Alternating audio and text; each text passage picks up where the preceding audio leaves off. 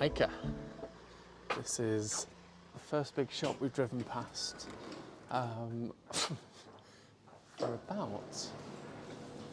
for about 3 days.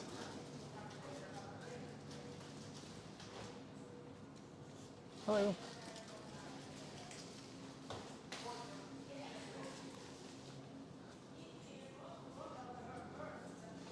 One thing I've noticed, they've always got Ben & Jerry's. Don't know why. Every single one we've been into, every petrol station, ubiquitous.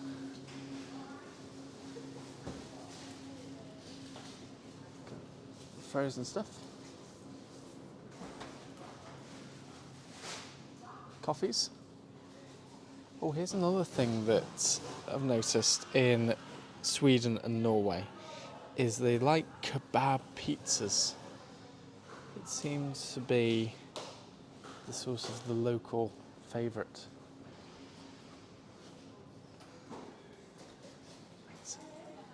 They also have a load of pick and mix.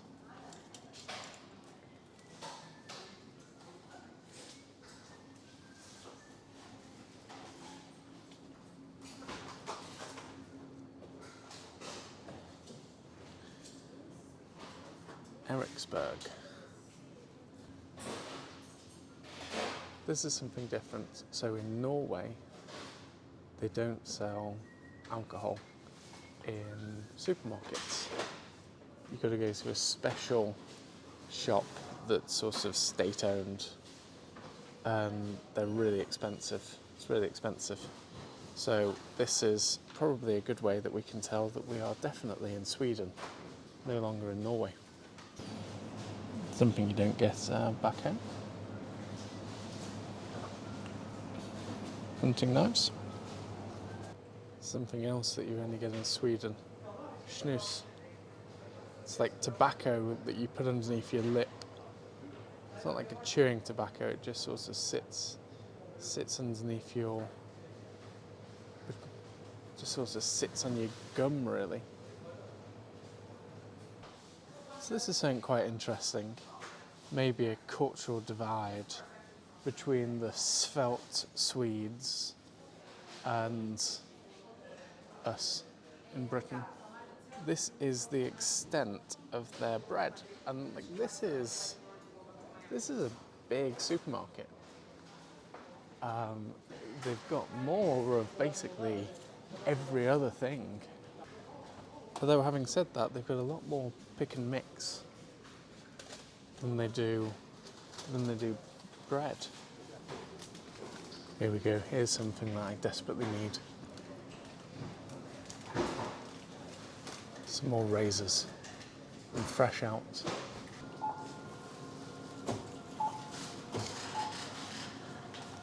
We have a great choice of Werther's Originals.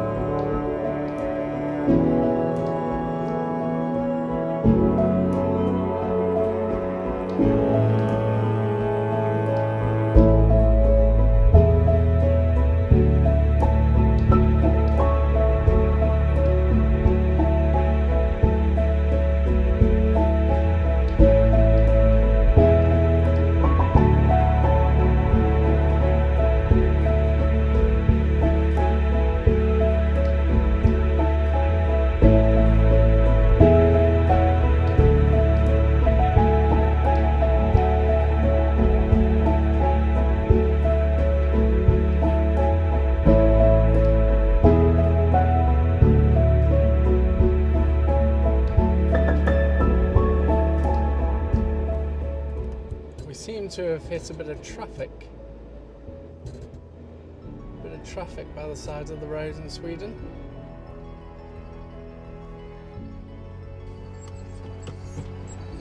doing a great job of boxing me in. This is their lovely home.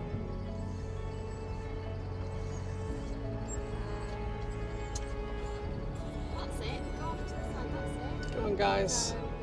Well done. Goodbye. Thank you. Goodbye. Ah.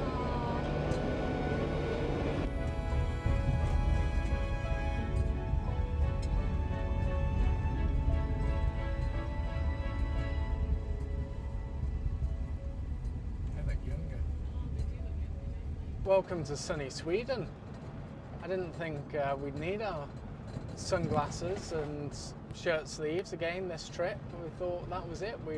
Winter had well and truly set in, and the sun there to be seen again. But clearly we've got a second load of gratitude that we must give to it, because not only is it basking us in some amount of relative warmth today, but it put on quite a show for us last night. So I hope you enjoyed yesterday's video. We set out to go and see if we could see the Northern Lights, and lo and behold, there they were. It really doesn't come across as well on video like it did when we were stood there, but it really is a spellbinding experience. You can just imagine why Norwegian culture and sort of Scandinavian culture relies around astrology and the gods and the stars and the night sky, when it is as dramatic and as impactful as that light show that we were able to witness. So if you haven't already watched the video from yesterday on our search for the Northern Lights, hopefully you'll give it a watch, because it really is the most extraordinary experience we've had on this trip, by quite some margin really. You know, we were just so fortunate that everything aligned. The stars quite literally did align, and we had the darkness, we had the clear sky, we had enough geomagnetic activity going on. So yeah, it just sort of felt like it drew a line under the Arctic for us really. We achieved maybe not everything we set out to achieve. We obviously didn't get up to Nordkapp, we didn't get to Tromsø, but I wouldn't swap a few days of driving through a cloud up to Nordkapp for seeing the Northern Lights firsthand as clearly and as beautifully as we did last night. So we set off from that little car park where we stayed about 9 o'clock this morning. We've been driving for a good few hours now, and it's 12 hours, or it was 12 hours from there to Stockholm. So I'm not sure how much of that journey we'll cover off today. Let me show you this road that we're driving along. I'm having to go quite tentatively.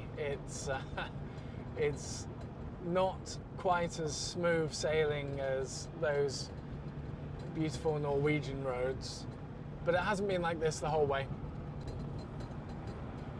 This is just one little section, and we're on this bit for about 30 kilometers before we head back onto the E45, which isn't a cream, it's a road apparently.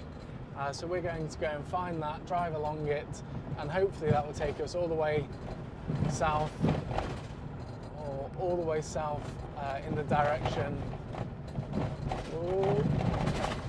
Oh, that was a bad bit. Hopefully that will get us down in the direction of Stockholm, and we can find somewhere nice with electricity and proper facilities, so we don't have to rely on our van for tonight's.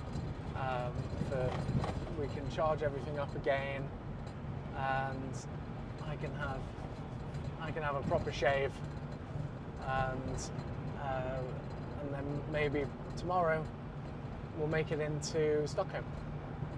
So sorry for interrupting the views of the nature and the views of the Swedish forests.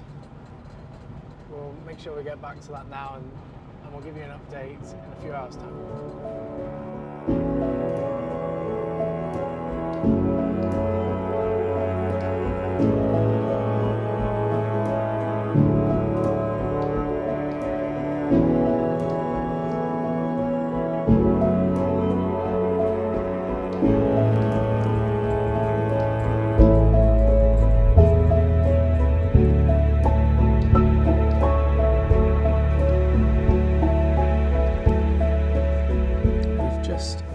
In Sorsele, which is a sleepy little fishing town, really, in Switzerland, in Sweden. Look at all of these rivers and lakes and everything around here. It's clearly a haven for fishermen. And Hook and Cup looks like a nice little coffee shop.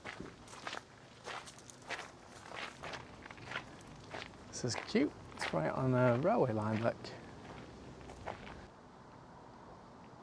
It's an active railway line. You can see the light on the signals. And it just says don't walk on it, so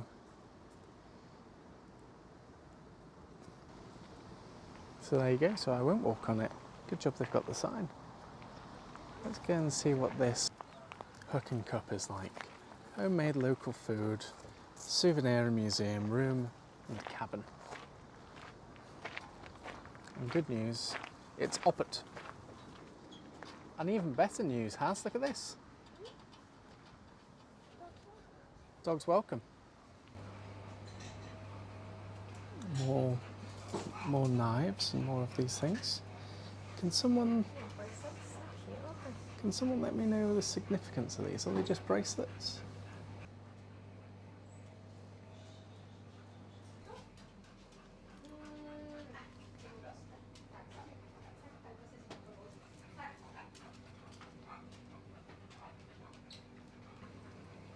So even though we're not in the Arctic Circle anymore, this is still clearly far enough north so that it's light all through the summer, or through the night rather, in the summer.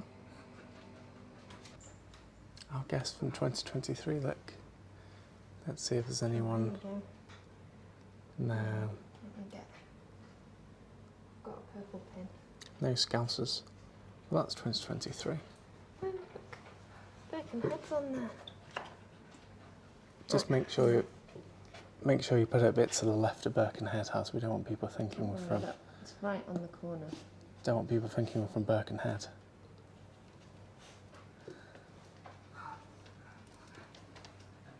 There you go. Look at this. Let's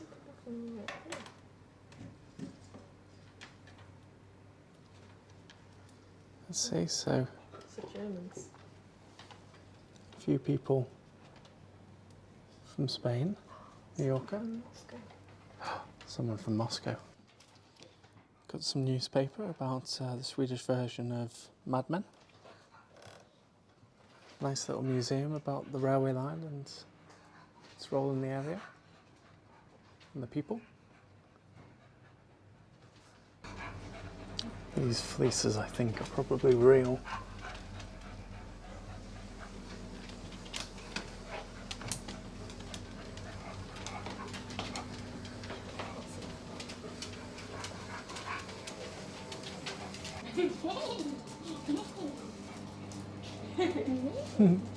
Yeah. Hello.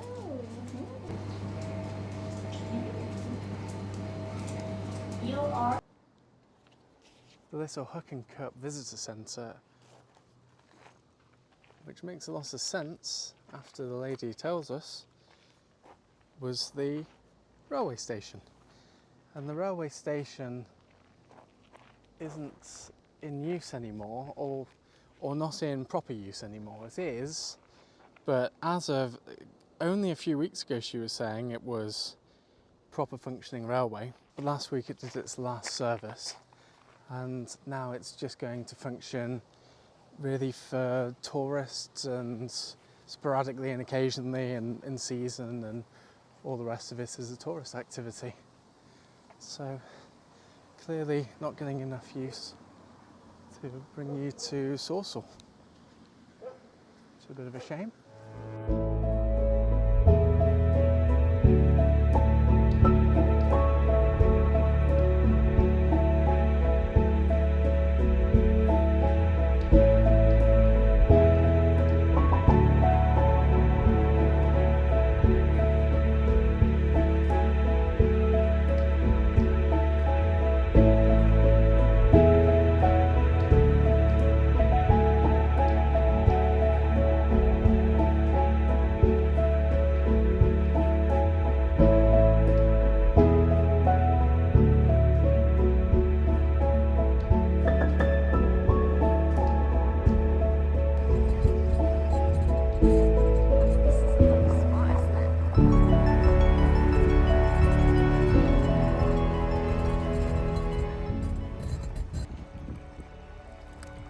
So this is our campsite in Sweden for this evening.